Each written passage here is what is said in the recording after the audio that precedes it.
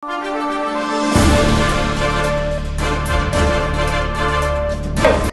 Assalamualaikum. Nama Saya Ryan dan saya Farhana Amani. Baru-baru ni kita ada kes buli. Di sekolah mana tu, Farhana? Di Sekolah Menengah Kebangsaan Pulau Indah. Oh, betul tu. Jadi, sekarang ni kita ada dua tetamu daripada sekolah tu. Satu ialah pemangsa buli dan satu ialah guru disiplin. Saya menjemput Zulaika dan Hafia. Zulaika, berapa lama awak dibuli?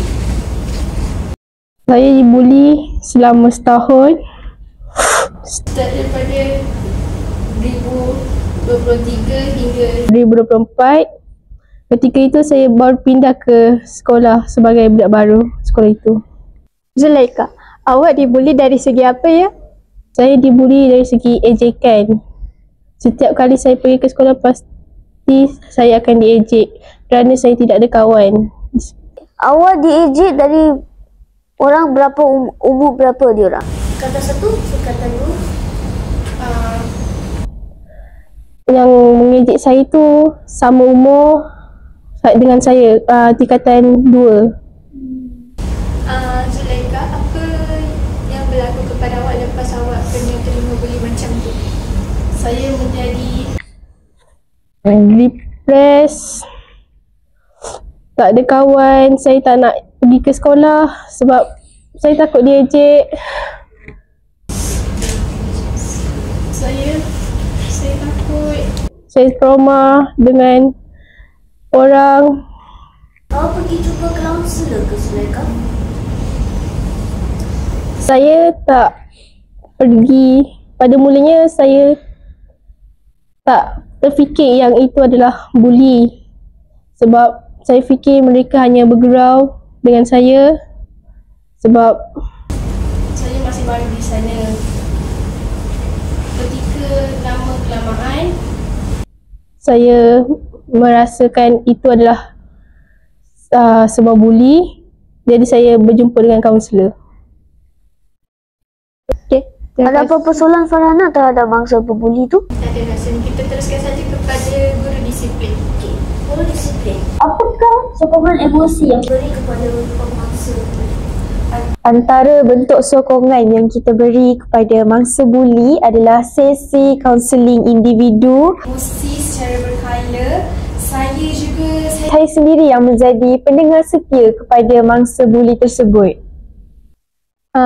Cikgu, saya nak tanya, jika pihak sekolah nampak kes buli macam ni lagi, apakah langkah-langkah untuk mengelakkan kes buli ini berlaku lagi?